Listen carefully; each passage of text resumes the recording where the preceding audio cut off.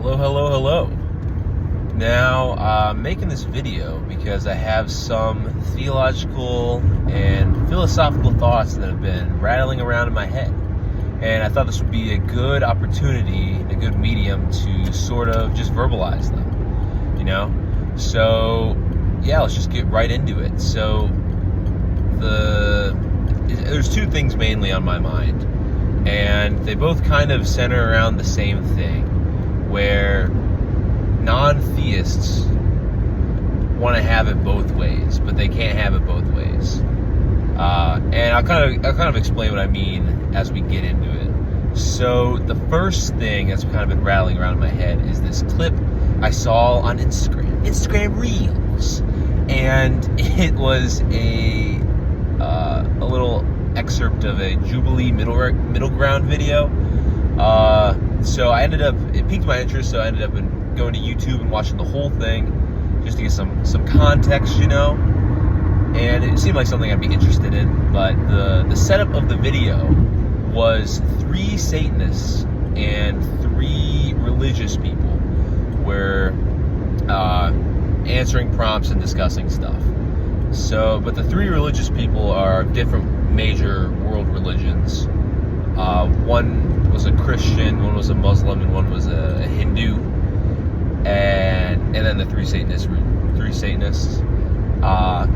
So basically the setup of the video was the moderator will say a statement, and then you'll step forward if you agree with that statement, and then you'll sort of explain why you agree with it. And then after that, the other people that disagree with you will have a chance to discuss. And something I noticed is that a lot of the time, you'd expect from the setup of the video for the 3 major world religions to usually have different opinions than the Satanists generally. But that wasn't the case most of the time. Most of the time, it was the Christian and maybe one other world religion was on his side versus the Satanists and the remaining world religions. I think there was one time where actually all the 3 religious people agreed, the 3 Satanists disagreed or whatever. But a lot of the time it was the Christian out by his lonesome. So I thought that was interesting. So that was something to note. And I don't know if these people from these religions were the best representation of their respective religions.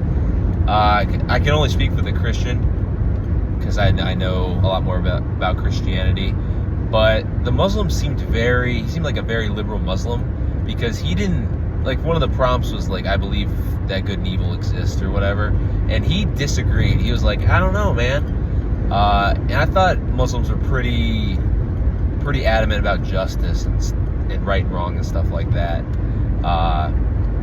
It's a pretty ruthless religion if you're opposed to it. So I thought judgment was a little more central to that, which would encompass right and wrong. But I don't know. Maybe it's just that guy. Maybe they don't have a great understanding of Islam. Both could be true. But anyways, the clip I wanted to talk about was the prompt. I'll just start with the prompt. The prompt was, I believe that Satan is evil, right? And obviously the Satanists didn't step forward. But only the Christian stepped forward, saying he agreed with the statement that Satan is evil, right? I mean, he sort of explained the Garden of Eden story, Genesis, pretty common knowledge stuff. He's like, yeah, taking it back to Genesis, God created this perfect environment for Adam and Eve. They were in perfect, unashamed relationship with Him. They had eternal life, but then Satan, the serpent, tricked Adam and Eve into eating the fruit of knowledge, and thus that was the one thing that God told them not to do, and they ate from it anyway because they were deceived by Satan. And then that was the whole fall of the world. Death and evil entered the world, that sort of thing. So he's like, yeah, Satan is evil as a result. And then the Satanists were obviously pro-Satan. They're like, Satan equals freedom, so Satan is good. Pretty much. Variations of that, but pretty much that's what they were saying. But it was interesting to hear the responses from the Hindu and the Muslim, because the Hindu was like, Satan is he causes mischief for the benefit of humanity. So he's more of a helper of humans. He's more, but he just causes mischief. He's a devious little guy. That's Satan, as he's well known. But then the Muslim, he was like, yes, Satan is used to represent evil a lot, but he doesn't know if Satan is actually evil. So that was his stance. But then they all stepped forward and they sort of discussed, right? And the Satanists jump on this. This is their thing. So they were like, okay, let's take it back to Genesis. So in Genesis, God created these playthings that were dumb and naked, and when they disobeyed him, God took away. He made them not live forever, and Satan was the one who guided the humans to the tree of knowledge, and he gave them that knowledge, and that was a good action, was to give that to humans. And everyone was kind of nodding their heads like, yeah, that makes sense. And the Christian has a chance to respond, and he's saying like, to address the like playthings thing, if your friends were to have a kid, you wouldn't think that you wouldn't tell them that they were just making a plaything, right? And they were like, well, no. And his point was that God can create beings in order to have a loving relationship with them, not just so that they're his playthings or servants or whatever, and they just do whatever he says. So that was his sort of rebuttal to that. And I thought it was interesting that during this whole discussion, the Satanists and the Muslim and the Hindu never once contested that the Garden of Eden was a perfect environment that fulfilled Adam and Eve's every need, and that the world was worse off after the fall. They didn't contest any part of that story on those grounds, which I thought was interesting. They were just upset that God told us not to have this bit of knowledge, and they were like, that was an immoral thing to do. And I just thought that was so interesting how they all prioritized this knowledge over eternal well-being. That seems like an odd hierarchy of needs. You know, you would think that eternal fulfillment and satisfaction and well-being would usurp any sort of knowledge that you have to give up that eternal security for this knowledge. It doesn't seem like any bit of knowledge would be worth that. And it was funny, just because I'm talking about it right now, nobody mentioned that they kept just calling it the tree of knowledge, the fruit from the tree of knowledge, that sort of thing. But the full name of it is the fruit from the tree of knowledge of good and evil, right? So that was obviously the introduction of evil into the world. I'm stopped in traffic right now, so that's why I'm not moving and I can look at the camera. But yeah, so we were given the choice to freely choose evil. We chose evil, and everything became worse. And the Satanists and everybody else was mad that God didn't give us this fruit right off the bat. And I thought that was crazy because, remember, I went back to watch the whole video. The very first question was, I think it was like, do you believe that hell is real or something? And the Christian was like, yeah. And I can't remember what the Hindu and the Muslim said. I think the Muslim didn't agree. I think the Muslim did agree. I think the Hindu didn't. Anyways, not important. But I can probably remember almost verbatim the speech that one of the Satanists gave as to why he thought that hell wasn't real. And he was like, I'd never worship a God that sends someone to burn for eternity for the simple fact of non-belief, when that deity knows exactly what it would take to for that person to believe, to convince that person otherwise. He was like, that's not moral, that's not kind, and that is not a God worth worshiping, right? And it's just crazy, the juxtaposition of saying something like that to like being so appalled at the doctrine of hell, and yet saying that not only was it okay for us to have a free choice to rebel against God in the Garden of Eden, but to be upset that God didn't just introduce evil himself, right? It was insane to me that they were mad. Most people are mad that the fall happened, not because, I would assume if you were to be mad at the fall for happening, it would be because evil was introduced and everything perfect was ruined, right? But no, it was it was that God didn't give us the knowledge of evil from the start, good and evil. And we keep talking about this knowledge, but it's important to point out that knowledge is not like necessarily a neutral statement, especially when you're talking about good and evil, right? Because not all knowledge is appropriate for everyone at all times.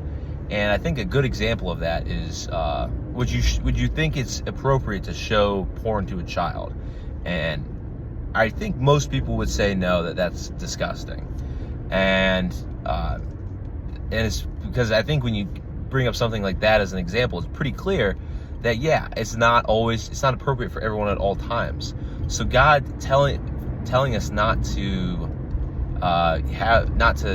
eat of this fruit and gain this knowledge was not a attempt to keep us dumb. It was an attempt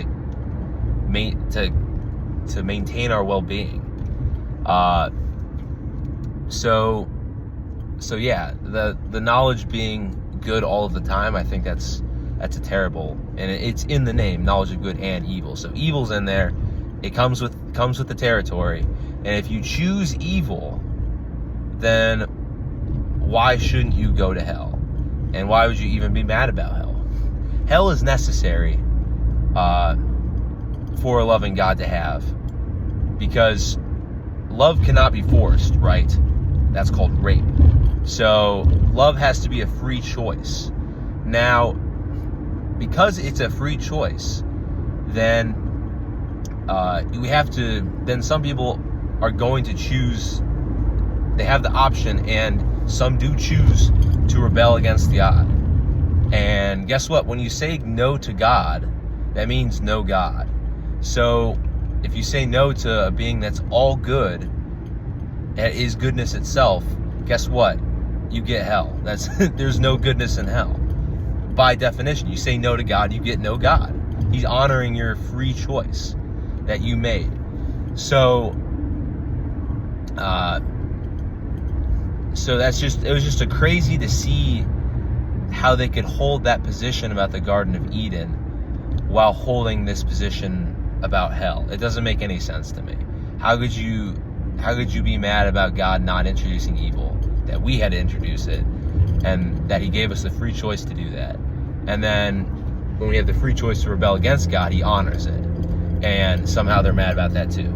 So it doesn't make any sense to me. I've heard a lot of people made arguments for atheism, arguing against the doctrine of hell and stuff like that. None of them have been convincing. They all come back to this same problem. You want it both ways, but it doesn't make sense both ways. They're contradicting. So that's what I'm talking about when I'm saying you can't have it both ways. And yeah, that brings me to my second thing that's been rattling around in my head, is the problem of evil. And that was brought into my psyche again because I was listening to Alex O'Connor talk about it, right? He was in some sort of debate or whatever. Again, it was another clip from the Instagram Reels. And it's where I get all of my information. It's infallible. But anyways, it was just a clip of a debate, and Alex was talking about animal suffering, right? And he was talking about how that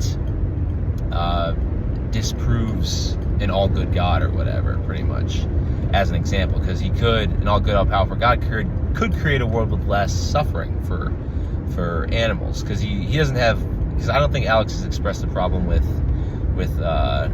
like free choice evil that humans choose to do, but he's more opposed to like the natural evil of like an animal that like is stuck and starves to death or whatever. So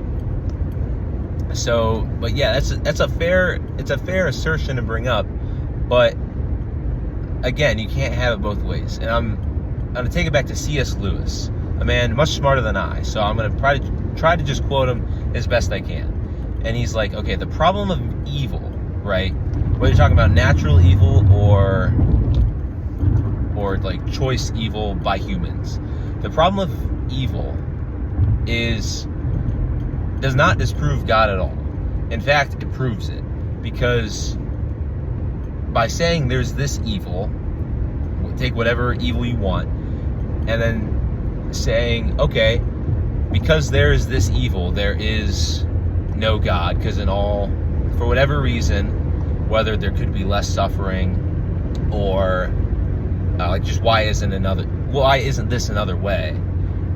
Using that as a platform to disprove an all-good God doesn't make any sense, because for you to declare something as evil, right, you're making a moral statement that this is wrong and it should not happen, right?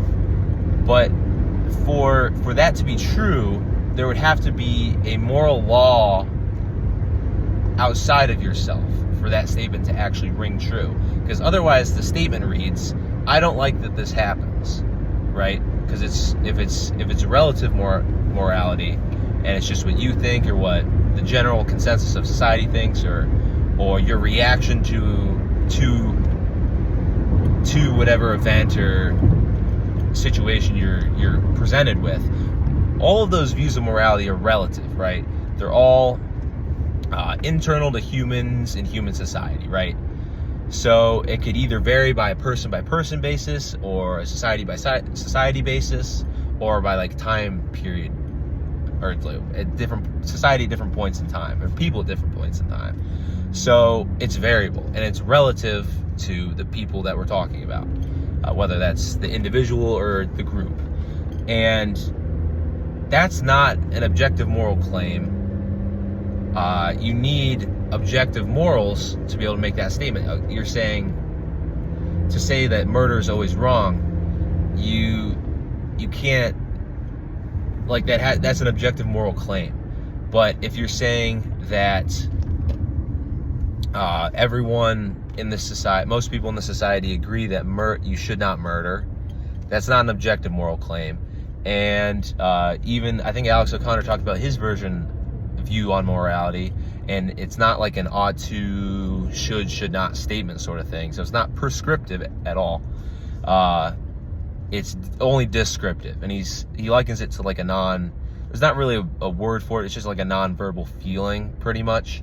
And it wouldn't be like the statement murder is bad or murder is evil would liken to the statement boo murder, right?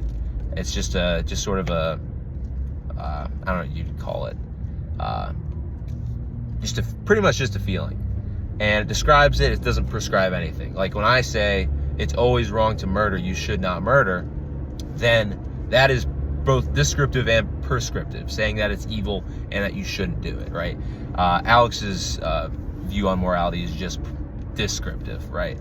So you need the absolute morality to be able to say that this is evil and it shouldn't happen.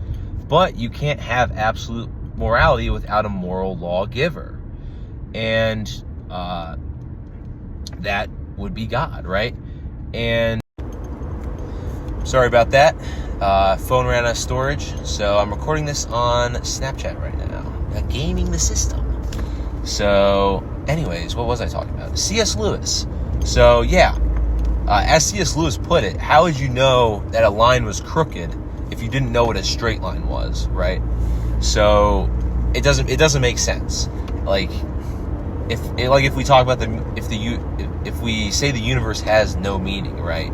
That also doesn't make any sense, because if it had no meaning, we wouldn't be able to find that out in the first place, right? Because it has no meaning. So the fact that we are looking for meaning in whatever, and the fact that we're looking for goodness and we witness evil and we can recognize that that's wrong and that shouldn't happen, that is an indication of objective morality, which is an indication of God. Now, you might say, okay, even if you accept the premise of God, it still doesn't explain evil, right? And it's like, no, it doesn't necessarily explain why God would allow certain evils to happen, but I don't necessarily need to explain that, right? Because what is more good? What would an all good being do? Would he maximize the good or minimize the evil?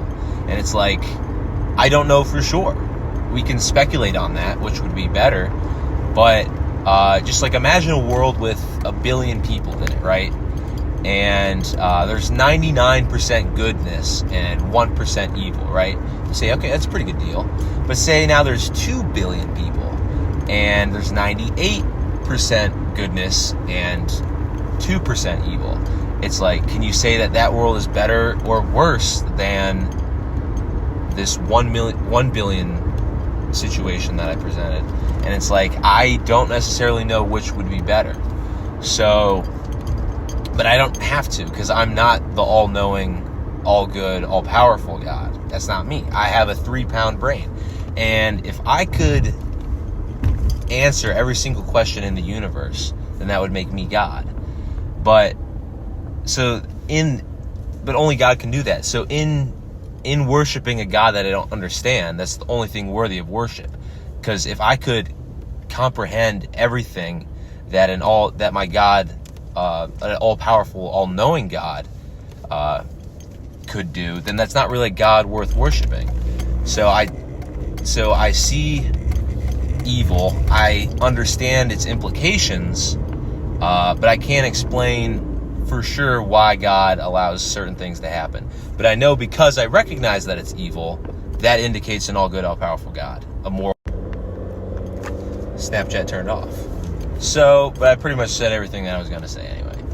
So yeah, the fact that the problem of evil exists and is something that you can bring forward basically presupposes an objective moral lawgiver, which proves God, or proves at least one of the attributes of God, the all goodness, right? The moral lawgiver. So yeah, you can't have it both ways with the problem of evil either. If the problem of evil is actually a problem, then that proves that God exists. But if the problem of evil is the problem of evil has no grounds to stand on without morality, right? And you need God for morality. So you can't have it both ways. And same with the choosing of evil and the choice to be apart from God and to reject his free gift of grace. It is also free to get out of hell, by the way, for the Satanists and everyone else who's mad about that. It's like, what would you have God do? Would you have him freely give his grace to anyone that accepts that they commit sin and do wrong? Because guess what? That's what it is. You want a free pass out of hell? You got it. You just got to admit you're on the wrong path, and that you have a purpose outside of yourself. And if you can't admit that, then that's the only requirement for the free gift of grace is a bit of humility and an understanding of your greater purpose. So yeah. Those are thoughts rattling around in my head about the Jubilee video and the problem of evil that is getting thrown out by atheists and Satanists, respectively. And yeah, that's just kind of my rant on why it kind of makes me mad that these people that object to God want it both ways. Just kind of working through it, verbalizing why you can't have it both ways and it doesn't make sense. So, yeah, that was all I had to say for today. All right, one last note. It is important to mention that Alex, when he's talking about evil, he's talking about suffering, right? But again, that presupposes that suffering shouldn't happen and is wrong, right? And I don't think that's something that he brings up because he just talks about suffering, right? He doesn't talk about evil, right? Because he can't make those claims on the basis of his morality. He calls it suffering, right? But again, by bringing suffering up as a problem, you're presupposing what should and shouldn't happen. You have to have that morality to be able to make that claim of what should and shouldn't happen, what is good, what should happen, what's evil, what shouldn't happen, right? So you run into the exact same issue. So even if you're calling it suffering and saying, okay, I'm not making a moral statement, I'm just talking about suffering, it's like, well, you are making a moral statement about suffering because you're saying it shouldn't happen, right? So again, he runs into the same issue. And I just thought that was an important thing to mention, because I kept talking about it as if he said evil, but no, he was talking about suffering. But again, I'm bringing up, by saying it shouldn't happen, he's making a moral claim about it. Whether he wants to work a roundabout way about, oh, my moral system is just descriptive and not prescriptive. It's like, well, that it's really hard to apply that to any sort of moral debate of what should and shouldn't happen. So again, he's presupposing this morality about suffering, and in a roundabout way, he's talking about evil. And we've already talked about why that's a problem. So yeah, can't have it both ways. That's all I had to say.